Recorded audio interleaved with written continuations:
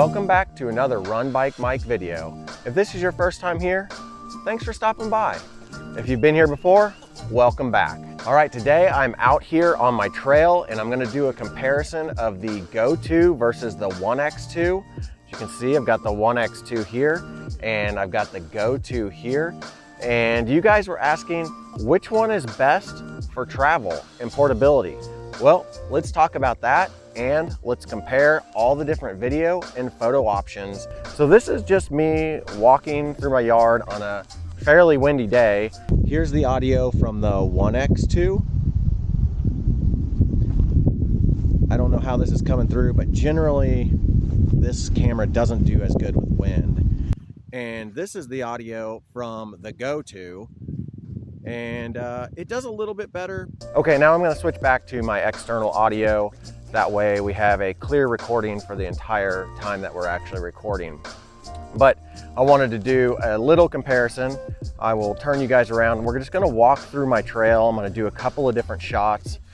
Generally, this type of recording is fairly hard on cameras, I'm finding, just because there's so much stuff going on with the greens, the browns, the trees and the textures on the trees, and the sunlight, the differentiating sunlight. So on the Go 2, I have this set up in Pro Video.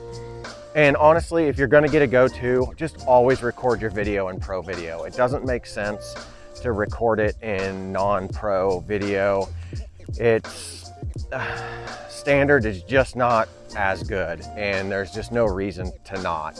And then on the One X2, this is being recorded in the standard mode, and it's going to be at the 5K or the 5.7K resolution.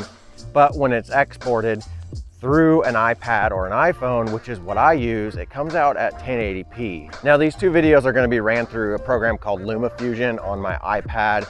I'm going to upscale them to 4K.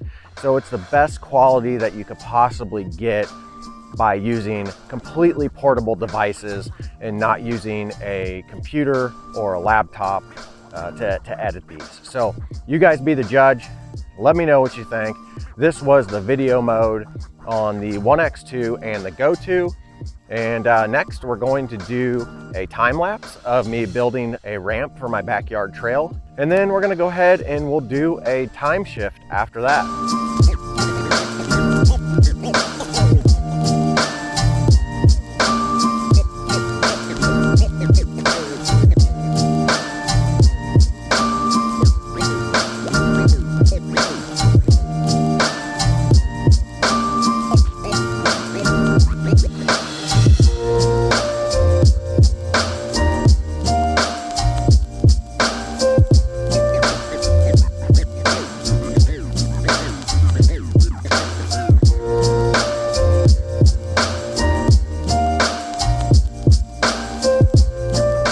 Okay, here is the time shift.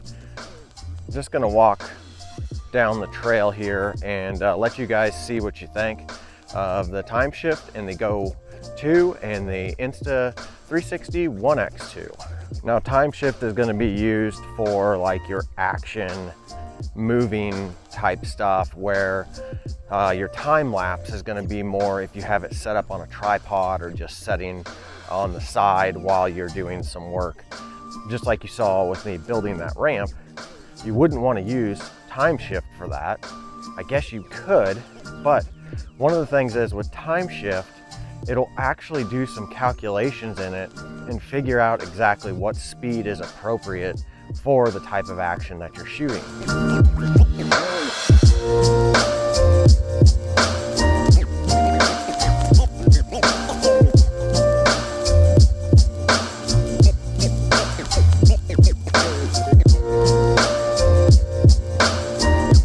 Okay, now I'm recording in HDR, just gonna walk through the trail some more.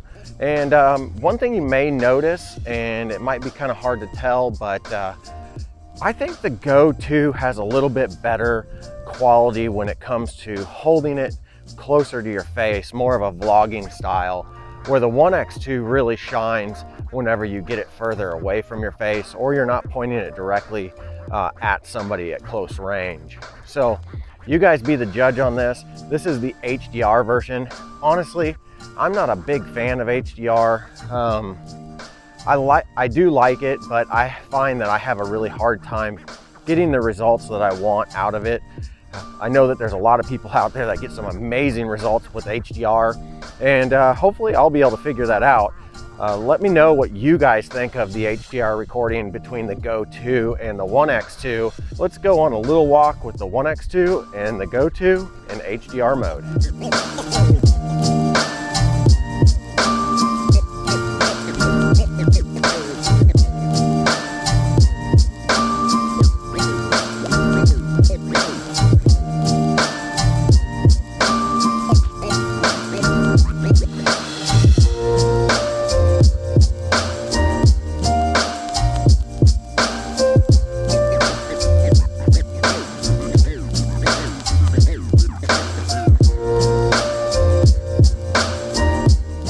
Stop right up here and get some kind of just still standing video with the Go 2, because the stabilization isn't that good unless you're in pro video mode, where the One X2 you're gonna get really good stabilization regardless.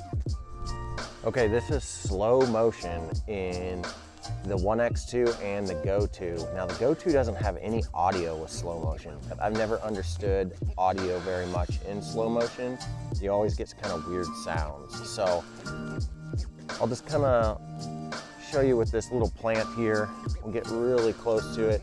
The One X2 goes up to 100 frames a second in 3K, which translates to less than 1080p whenever you're actually exporting it, where the Go 2 is 1080p at 120 frames a second. So it's got a little bit better slow motion image quality than the One X2.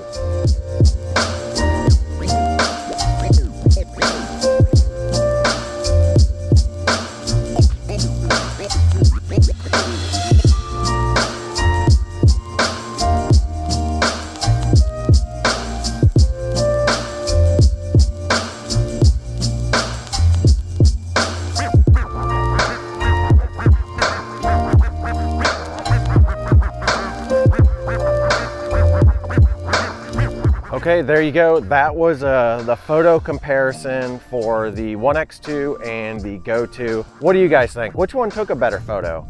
I don't take a lot of photos. I take more video than I do photos. But the images that I took out of the Go 2, I thought were pretty impressive.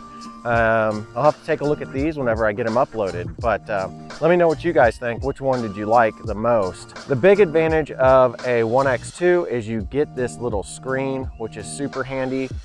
On the Go 2, you don't have a screen. You just have a little grayscale screen letting you know what's going on, which is really handy, but actual video screen would be even more handy. But luckily, the field of view on both of these cameras is so big that you honestly don't have to worry about it. You just point the camera and you'll capture whatever you're pointing it at. It's pretty amazing. So there you go. That is my review of the different types of settings that you can do with the Go 2 versus the One X2.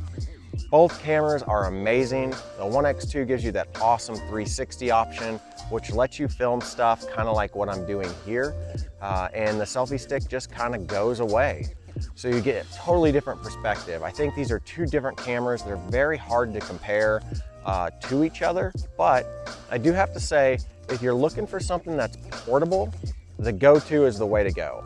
Now, you're not going to get the killer battery life that the One X2 has in comparison to the Go 2, but you're going to get a super portable camera that you don't have to worry about scratching the lenses. With the One X2, you always have to be aware that you could scratch the lens and the camera could be done. With the Go 2, you can replace those lenses really quickly and easily. If you guys like this video, give it a thumbs up. Leave me a comment, let me know which one did you prefer, and do you have either one of these cameras? And if you don't, which one do you think you would want to buy if you were to buy either one? If you haven't subscribed, go ahead and subscribe. It really helps out the channel and I really appreciate it. If you want to join and help the channel out, you can click that join button for 99 cents a month. You will get my videos just a little bit early. And like I said, it really helps out the channel and I greatly appreciate it. But as always, get out there, run, bike, build, and just have fun. We'll see you in the next one.